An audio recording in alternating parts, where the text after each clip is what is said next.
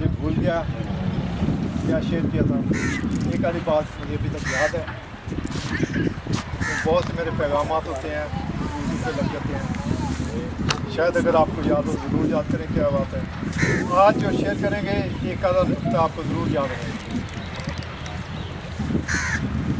क्योंकि वो पैगाम बेकार है, बाद में भूल जाए। पतरस ने थोड़ी सी तकरीर की तो 3000 आदमी लोग उसी दिन वक्त में। पौलुस भी कहता है मैं मक्कल से बात करूँगा, 5 बातें करूँगा ताकि उनकी समझ में आ जाए। तो आज हम थोड़ी देर के लिए गौर करेंगे, एक आधा ख्याल देखेंगे और ऐसा ख्याल कि आपको याद रखना। बहुत सी तकरीरें सुनते होंगे आप, रेडियो में, टेलीविज़न पे, तेज़ आंधी आई, पुराने आदमी भी करा है, क्या सुना खुदा उसमें होगा,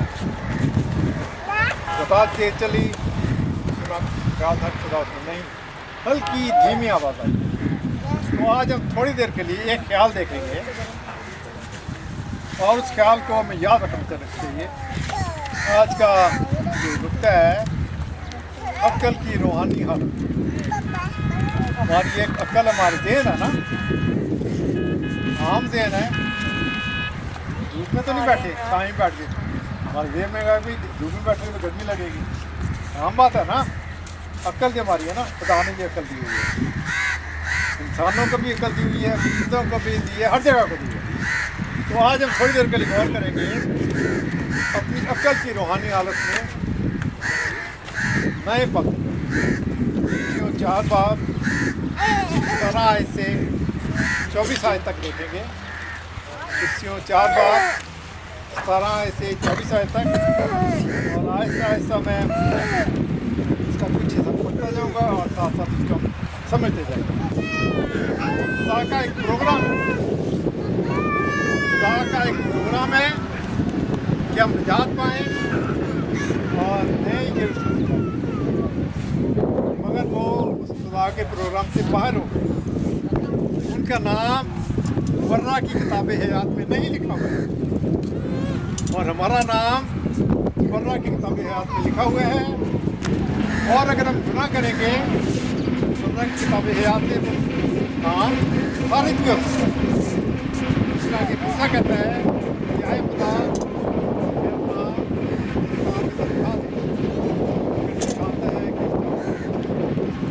ने कहा नहीं, जो मेरा गुनाह करेगा उसका नाम मैं उन्होंने सुन होकर क्या किया ताकि हर तरह के गंदे काम फिर से करो, हर किस्म के बुरे काम। मगर तुमने मसीह की ऐसी तालीम नहीं पाई, मगर तुमने मसीह की ऐसी तालीम नहीं पाई। बातें करते हैं, नाम सीखते हैं, मसीह की बातें सीखते हैं, हमने ये बातें नहीं सीखी जो यीशु में उसकी सुनी, उसमें तालीम पाई, अपने पुराने चाल चलन, पुरानी इंसानियत को उतार डालो जो शहबत के वक्त से खराब हो गया। और 23 आयत बिलखसूस और अपनी अक्ल की रूहानी हालत में नए बनते जाओ, और अपनी अक्ल की रूहानी हालत में नए बनते जाओ। नई इंसानियत को पहनो जो खुदा के मुताबिक सच्चाई और रास्तबाजी और पाकीज़गी में की गई है। इस तरीके से नई पाकीज़गी, नए ख्यालात, नई ज़िंदगी, नई अक्ल में तब्दील करते हैं। पुरानी अक्ल में अक्ल की किस्में हैं, एक शैतानी अक्ल है, शैतानी ख्याल है, एक खुदा की तरफ से मिलता है। खुदा ने दाऊद बादशाह, दाऊद नबी, इसकी तारीफ की, उसको अक्ल दी, उसके बेटे को भी अक्ल दी। बाद में जिक्र करता हूँ देखने के बाद। तो उसने कहा कि दाऊद ने कहा कि मैं खुदा के लिए घर बनाऊँ, और उसका बेटा जो था सुलेमान, उसको भी विरासत में एक अच्छी अकल मिली। और खुदा ने पूछा कि तुझे मैं क्या दूँ? उसने अपने अकल लगाकर कहा कि मुझे हिकमत ताकि इस बड़ी कौम का खुदा ने उसकी तारीफ की। किस तरीके से उसने अपनी अकल को इस्तेमाल किया और आगे उसने अकल के साथ, हिकमत के साथ, इल्म और दौलत के साथ अपनी अकल की रूहानी हालत में नहीं बदला।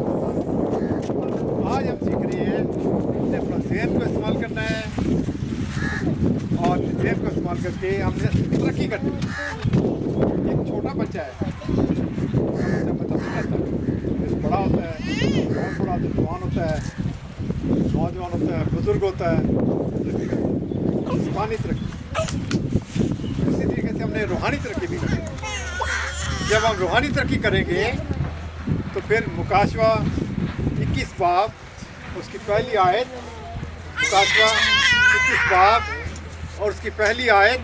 आप इन बच्चों को ना देखें, आप मेरी तरफ ध्यान लगाएं, उनके बच्चों का दे दें, उस आवाज़ की परवाह ना करें, बस ध्यान करें जितनी आवाज़ समझ आती है। सारी बातें समझ नहीं आएंगी, थोड़ी बातें समझ आए, एक लफ्ज़ समझ आए, एक अल्फाज सेंटेंस समझ आए, वही काफ़ी समझ आना ज़रूरी होना चाहिए। मुकाशवा 21 बाब उसकी पहली आयत में लिखा है, फिर मैंने नए आसमान और नई ज़मीन को देखा, क्योंकि पहला आसमान और पहली ज़मीन जाती रही। यह दुनिया जो है गुनाह के सबब से गुनाहगार दुनिया बन गई। तभी से खुदा ने नूह का तूफान भेजा, सारी दुनिया को तबाह कर दिया। फिर दोबारा मौत उठी और फिर हम गुनाह में पैदा हुए। और इस दुनिया को भी खुदा, इस ज़मीन को, इस आसमान को जला देगा और नया आसमान और नई ज़मीन जिसका हम इंतज़ार कर रहे हैं। आप इंतज़ार कर रहे हैं? आपने थोड़ा पहले इंतज़ार किया हो कि भी मेहमान आए, लोगों को आपके जो इंचार्ज हैं उन्होंने आपको बताया कि इंतज़ार अभी थोड़ा इंतज़ार करें, आ रहे हैं। हम मसीही कौम एक इंतज़ार में है, गैर मसीहों के मुकाबले में। मसीहत में और दूसरे मज़हब में यही फ़र्क है। हम मसीह लोग मुस्तक़बिल के बारे में एक नए आसमान और नई ज़मीन के इंतज़ार में। गैर अक़वाम मालूम नहीं किसके इंतज़ार में। नजात आपको मालूम ही होगा, आज का टॉपिक तो नहीं है। नजात क्या है? इस जिस्मानी हालत से, ज़हनी हालत से हम खलासी पाएँ और रूहानी तौर पर नई ज़िंदगी हासिल करें और नए आसमान और नई ज़मीन में जाए। एक ख़ास उम्मीद है, अपनी अकल की रूहानी हालत में तरक्की करते जाओ। खुदा का फजल है, खुदा का शुक्र है कि हम मसीहत में एक नई उम्मीद है। और किसी मतलब में चैलेंज के साथ देखिए, ये उम्मीद नहीं मिलेगी। उनकी इबादत में, उनकी और बातों में इस बात का कोई जिक्र नहीं आएगा कि मरने के बाद आपकी जो गारंटी है कि आपने नए यरूशलेम में जाना। मगर हमारे पास एक गारंटी है। किन के पास गारंटी है? नजात याफ्ता लोगों के पास, सब लोगों के पास नहीं, सिर्फ नजात याफ्ता लोगों के पास ये गारंटी है कि मरने के बाद मैंने नए आसमान, नई ज़मीन, नया यरूशलेम उसमें जाना। हम लोग मुबारक हैं जिसका ये यकीन है कि मैं आज मर जाऊंगा और नए यरूशलेम में जाऊंगा। हल्का सा हम बीमार होते हैं, खुदा ने बचा ला, मैं मर रहा हूँ, और बहुत से डरते हैं। पौलुस क्या कहता है? जीना मेरे लिए मसीह है, मसीह मेरा दुख दर्द है, और मरना मेरे लिए नफा है। Hallelujah, hallelujah. पौलुस क्या कहता है? कि जिस दिन मैं मरूंगा सीधा नए आसमान नई ज़मीन पे जाऊंगा। और दोस्त, पहला शख्स जिसने यीशु को कबूल किया जो फिरदौस में गया, जिसका दरवाज़ा खुल गया यीशु मसीह के खून बहाने की वजह से, वो साथ वाला डाकू था। फिरदौस का दरवाज़ा बंद था। और जब यीशु मसीह ने मेरे गुनाहों की खातिर, आपके गुनाहों की खातिर जब कफारा दे दिया और बाप के पास अपना खून लेके गया और मूसा शरीर को पूरा किया कि जो जान गुनाह करेगी वो मरेगी, और हमने मरना था, हमारी बजाय यीशु खुद हुआ ताकि हम जिंदा हो जाए। जब हमारा मसीह ने अपना खून वहाँ पेश किया तो फिरदौस का दरवाज़ा खुल गया और हमारे एक जिंदा उम्मीद हमारे पास है कि हमने सीधा नई यरूशलेम जाना। क्या हम यकीन करते हैं कि वाकई वहाँ जाएंगे? एक दो सबके मन देखा हाथ बढ़ा हुआ, ये हकीकत है। शुक्रिया। वो बर्रा के खून अपनी गवाही के एलानिया इकरार बहुत जरूरी होता है। एलानिया बताना कि मैं वाकई निजात चाहता हूँ। आप लोग मुबारक हैं। क्या आपको पता है कि मरने के बाद मैंने सीधा फिरदौस में जाना, उसका दरवाज़ा खुल गया। फिर मैंने नए आसमान और नई ज़मीन को देखा, क्योंकि पहला आसमान पहली ज़मीन जाती हुई। यूना 13 बाब 34 आयत, यूना 13 बाब 34 आयत, उसमें यूँ लिखा है, यूना 13 बाब 34 आयत, मैं तुम्हें एक नया हुक्म देता हूँ कि एक दूसरे से मोहब्बत रखो, जैसे मैंने तुमसे मोहब्बत रखी, तुम भी एक दूसरे से मोहब्बत रखो। अगर आपस में मोहब्बत रखोगे तो इस सबब से जानेंगे कि तुम मेरे शागिर्द हो। खुदा मोहब्बत है। शैतान हर चीज़ को अपना लेता है। शैतान नूरानी फरिश्ता ही बन जाता है। शैतान खुदा का खादिम भी बन जाता है, पर एक चीज़ की नकल नहीं करता। 10 अहकाम दिए और 11वां हुक्म क्या है? मोहब्बत का हुक्म। शैतान वो नहीं करता। वो तो है ही कत्ल करने वाला। उसके पैरोकार क्या कहेंगे? है जी कि सुसाइड, खुदकशी। कौन, किसकी तालीम है ये? शैतान की। शैतान कहता है कि अपने आप को मार लो। शैतान कहता है। मसीह क्या कहता है? अपने आप को बचाओ। खुदा दुनिया में आया, खुदा ने दुनिया से ऐसी मोहब्बत रखी कि जो कोई इस पर ईमान लाए हलाक ना हो, बल्कि हमेशा की जिंदगी पाए।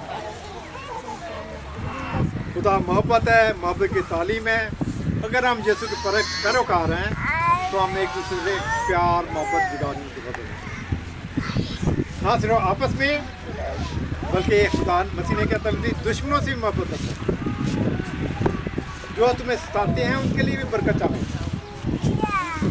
मैं अक्सर औकात कहता हूँ कि मेरे दुश्मन ज़्यादा खुश नसीब हैं दोस्तों, क्योंकि जो मुझसे दुश्मनी करता है ना, उनके लिए मैं ख़ास दुआ करता हूँ। शायद दोस्तों मैं भूल जाऊँ, मैं दुश्मनों को नहीं भूलता हूँ। उसी की तालीम है, दुश्मनों को प्यार करो, उनकी दुआ ताकि वो भी साफ़ी करायत करें कि हम एक दूसरे से प्यार करें, मोहब्बत करें, कलीसिया से मोहब्बत करें, खुदा के खादमों से मोहब्बत करें, दुनिया से, गैर मसीहों से, गवर्नमेंट से। खुदा उनकी आंखों खोल ताकि वो नाम को पहचान। हम एक आखिरी हवाला देखेंगे, पहला पतरस 2 बाब उसकी 24 आयत। पहला पतरस 2 बाब उसकी 24 आयत। आखिरी बार देखेंगे, पहला पतरस 2 बाब उसकी 24 आयत। वो आप हमारे गुनाहों को अपने बदन पर लिए हुए स्लीप पर चढ़ गए। यीशु मसीह, ताकि हम गुनाहों के एतबार से मरकर रास्तबाजी के एतबार से जिए, और उसी के मार खाने से तुमने शिफा पाई। हमें कैसे शिफा मिली? ऐसे नहीं यीशु के उसी के मार खाने से तुमने शिफा पाई, क्योंकि पहले तुम भेड़ों की तरह भटकते फिरते थे, मगर अब अपनी रूहों के गलाबान और निगहबान के पास फिर आ गए। वो आप हमारे गुनाहों को अपने बदों पर लिए हुए सूली पर चढ़ गए। काश खुदा में तौफीक इनायत करे कि हम इस बात को सीखें कि अपनी अक्ल की रूहानी हालत में तरक्की करते हैं। जहाँ तो मिल गई ये काफ़ी नहीं है। एक छोटा बच्चा पैदा होता है, परवरिश करता है, बड़ा होता है, सीखता है, तो जहाज के बाद हमने मसीह में और रूह के फल पैदा करने हैं। एक दूसरे को प्यार करना है, नेकियां करनी है, और बातें करनी है, कलीसिया की तरक्की करनी है, ताकि हम आगे बढ़ते हैं मसीह के कद के अंदाज तक पहुँचें। और जब हम नए यरूशलेम में जाएँ तो खुदा हमें मुबारक करे। मुबारक हो तुम लोग जिन्होंने इस दुनिया में लाकर बिलखसूस दुश्मनों से प्यार किया, मेरे काम किए, निजात हासिल करने के बाद तुम अपनी अकल में, अकल की रूहानी हालत में तरक्की करते जाओ। आज हमने सीखा एक लफ्ज़, एक सेंटेंस या और चीज़ कि हमने रुकना नहीं। अगर मैं निजात याफ्ता हूँ, या निजात याफ्ता की बात नहीं, अगर मैं निजात याफ्ता हूँ, क्या मतलब है? यीशु मसीह को अपना शख्सी निजात का खुदा कबूल किया है, एलानिया अभी आपने हाथ खड़ा किया, तो हमने और तरक्की करनी है। खुदा से पूछना है, खुदा मैं क्या करूँ तेरी कलीसिया के लिए, तेरे बंदों के लिए, तेरे नाम की दुआ। खुदा हम सबको बरकत दे। जोरदार ताली।